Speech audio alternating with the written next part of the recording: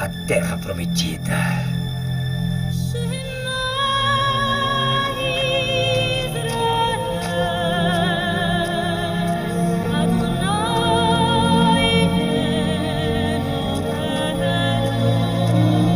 Olá, meu querido jovem, estamos iniciando a lição de número 7, que vem com o tema Tire-me daqui. Eu quero convidá-lo a abrir a palavra do Senhor em Êxodo, no capítulo 13. Vamos ler os versículos de número 1 a 9. Êxodo, no capítulo de número 13, versículos de 1 a 9. Êxodo, no capítulo 13, versículos de 1 a 9, nos diz o seguinte: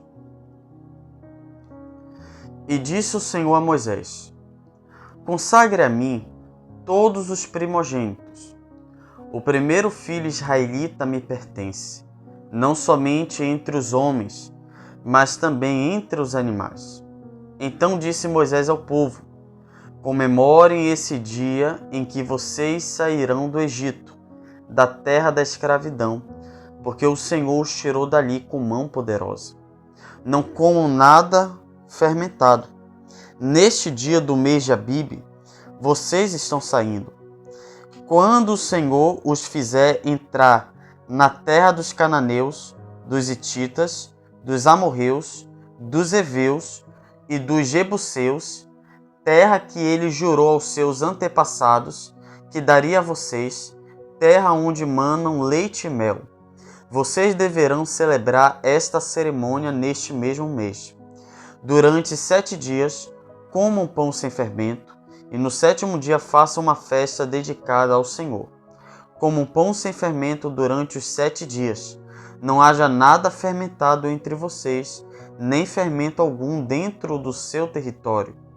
Nesse dia, cada um dirá a seu filho: Assim faço pelo que o Senhor fez por mim quando saí do Egito. Isto lhe será como sinal em sua mão e memorial em sua testa, para que a lei do Senhor esteja em seus lábios, porque o Senhor o tirou do Egito com mão poderosa. Agora, Êxodo capítulo 12, versículos 43 ao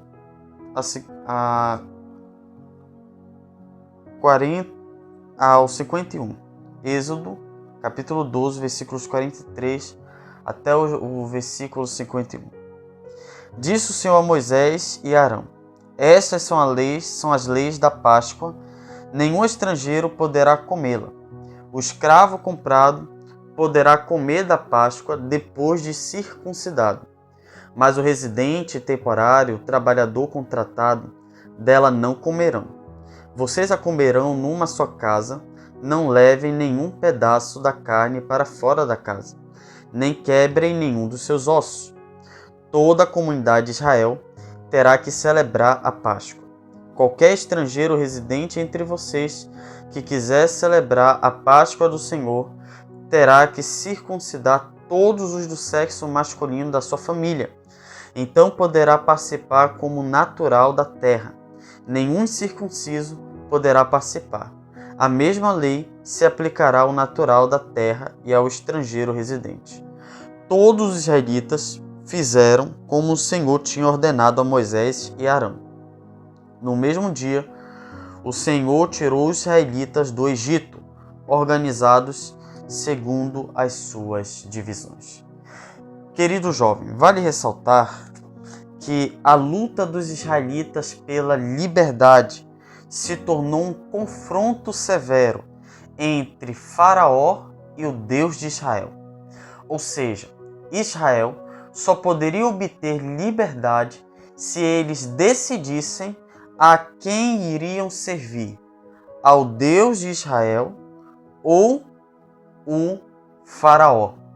Então, tanto os israelitas quanto aqueles que tinham alcançado alguma posição, porque haviam 2 grupos de israelitas. Haviam israelitas que trabalhavam no serviço forçado e tinham os israelitas que haviam se misturado com os egípcios. muitos haviam se casado com mulheres egípcias, muitos trabalhavam na corte do faraó, muitos eram nobres, então eles deveriam decidir a quem iriam servir. A partir dessa decisão, eles poderiam alcançar ou a verdadeira liberdade ou a falsa liberdade.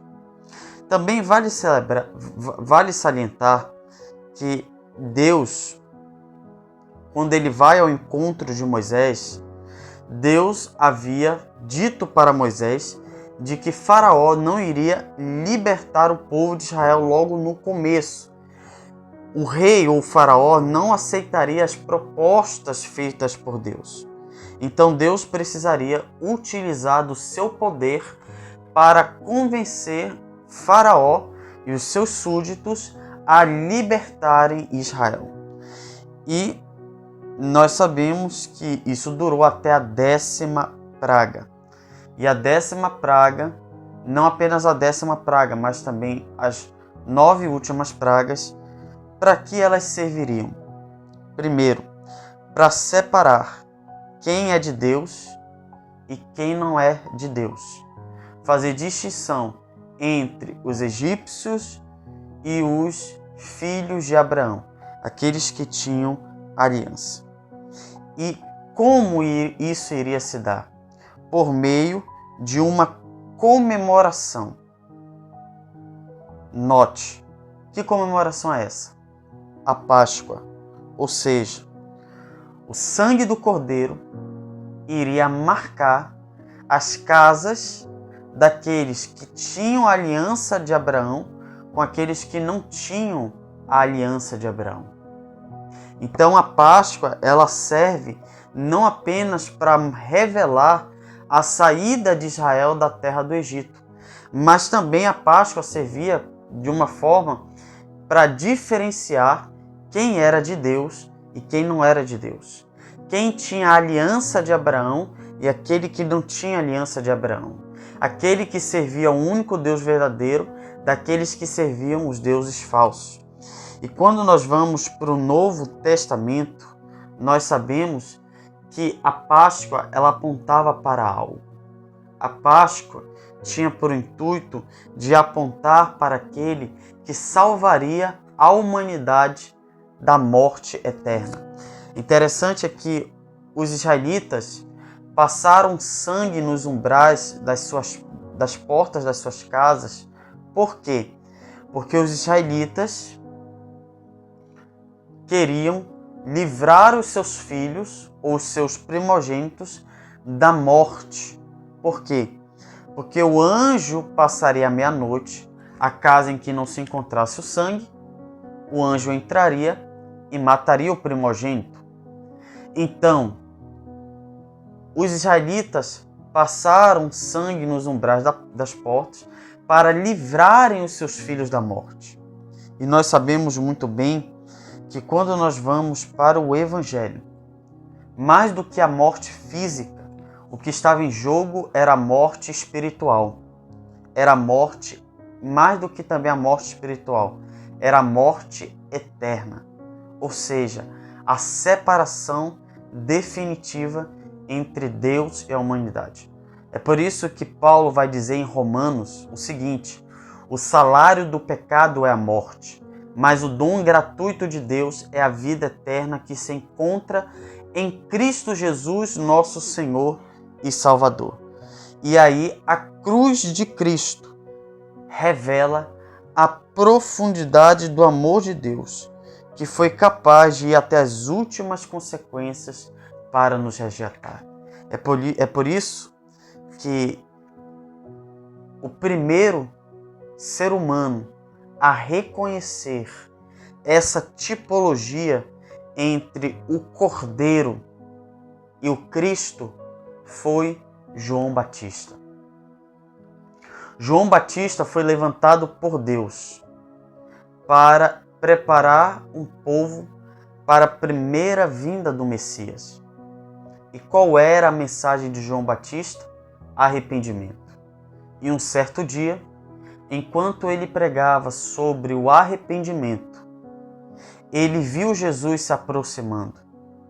Então, João Batista, cheio do Espírito Santo, ele aponta para Jesus e diz o seguinte: olhem, contemplem, eis o Cordeiro de Deus que tira o pecado do mundo. Ou seja, João Batista, ele queria dizer, olha, Jesus é o nosso Cordeiro Pascal. Jesus, ele é o Cordeiro que está tirando o pecado do mundo. Interessante que, acompanhe comigo, e isso mais para frente vai ser reconhecido pelo apóstolo Paulo em 1 Coríntios, no capítulo 5, 1 Coríntios, no capítulo 5, versículo de número 7.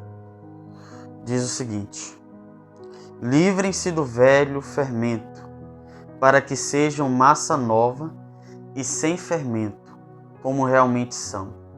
Pois Cristo, nosso Cordeiro Pascal, foi sacrificado.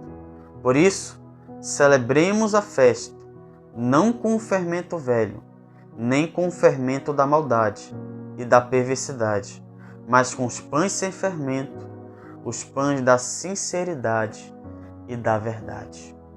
Então, o primeiro ser humano a reconhecer que Cristo era o Cordeiro que tira o pecado do mundo foi João Batista.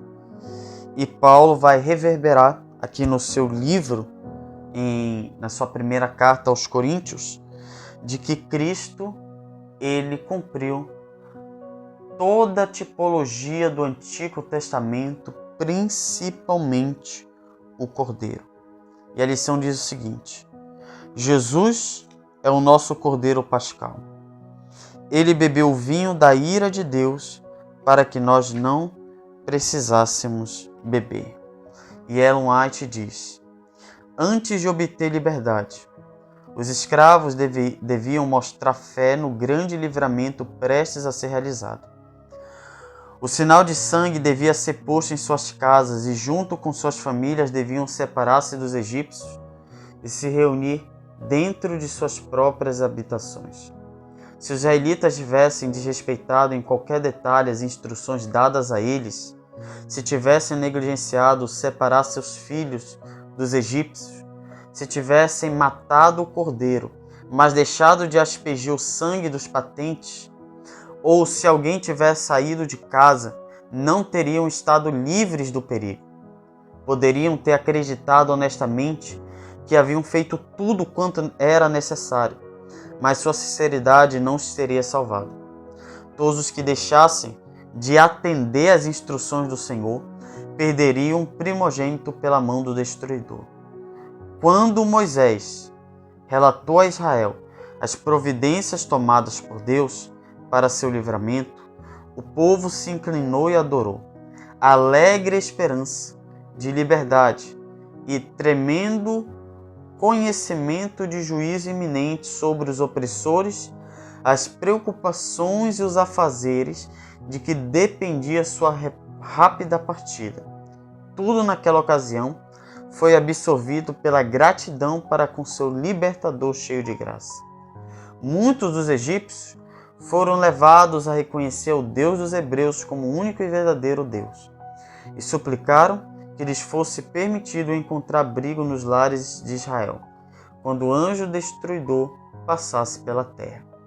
Foram alegremente recebidos e se comprometeram a dali em diante servir o Deus de Jacó e sair do Egito com seu povo. Lembre-se, por que Jesus é maior do que Moisés? Moisés precisou matar o animal para que o seu filho ou os filhos dos israelitas não sofressem um juízo. Mas Jesus se ofereceu uma vez por todas para nos resgatar e nos conceder a liberdade plena, liberdade eterna. Vamos orar? Senhor Deus e Pai, muito obrigado, porque assim como no Israel do passado o Senhor revelou o escape para que os primogênitos israelitas não fossem mortos, o Senhor nos providenciou um meio para escaparmos da ira do Pai. Ou seja, Cristo morreu em nosso lugar. E assim podemos obter a vida eterna. Tudo isso eu te agradeço, Senhor. Em nome de Cristo Jesus, por intermédio do Espírito Santo. Amém e amém. Que Deus te abençoe, meu jovem. Eu te espero no próximo estudo da lição da Escola Sabatina, que vem com o tema geral Êxodo, um livro que mostra Deus em ação.